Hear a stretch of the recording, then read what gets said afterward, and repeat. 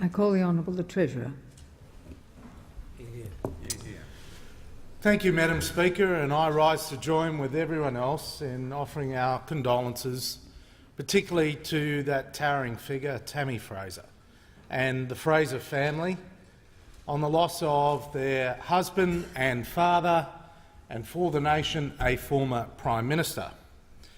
Yes, Malcolm Fraser was a towering figure in many, many ways. Nearly 60 years ago, in this place, he delivered his first speech, and the values that he espoused in his maiden speech were relatively consistent throughout his life.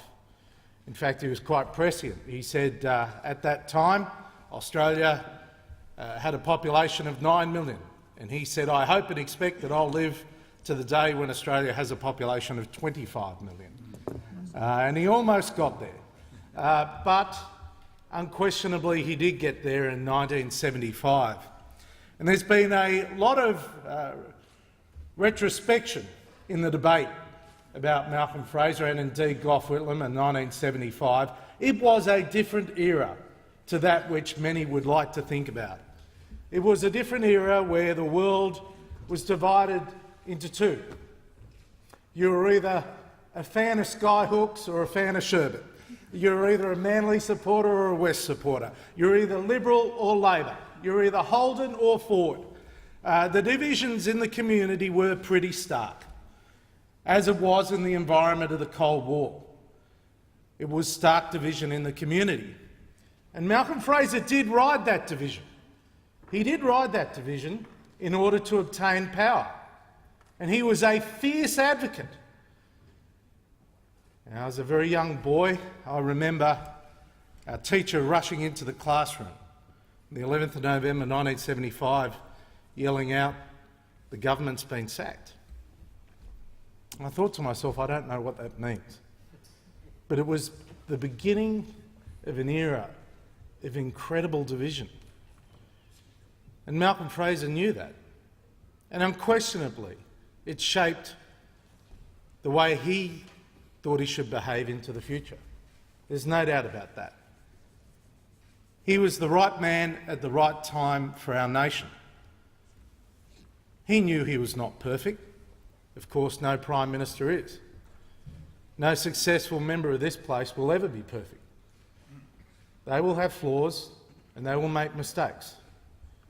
And for the many successes of the Fraser government, which have been outlined by my colleagues here today, initiatives that stretch from an embrace of multiculturalism, the development and set-up of SBS, through to his embrace of immigration, particularly migration from Vietnam, there was another side to it. There was a guilt in the nation associated with developments in Vietnam that had an impact on the Fraser government at that time, as there was concern for the Christians in Lebanon that gave him cause to bring in a very significant influx of migrants from Lebanon at that time. And it was quite dislocating in the community, as many members over there would know. But also, it was a time when he endeavoured to provide stability and certainty. He was not a traditional Liberal Prime Minister in one sense, but he was a traditional Liberal. He was a fierce critic, and he was tougher on no one more than himself. He was someone who was not afraid to espouse values that would be contrary to the common view. On many occasions, Malcolm Fraser would take a stand when it was uncommon and unpopular to do so. And yes, he took very moralistic and appropriate and rightful stands on racism, on bigotry. He also took a very firm stand on issues relating to foreign investment and on the management of the public service. In fact, he, in 1975, was so concerned about the overwhelming power of the Treasury that he set up a rival agency, the Department of Finance. In fact, his economic legacy is not properly recognised.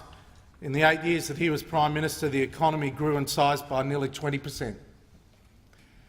And of course, he was the great initiator, and we will be forever thankful. He was the great initiator of the Expenditure Review Committee. And that committee has endured, much to the chagrin of my colleagues, but it has endured, and it is one of his many lasting legacies.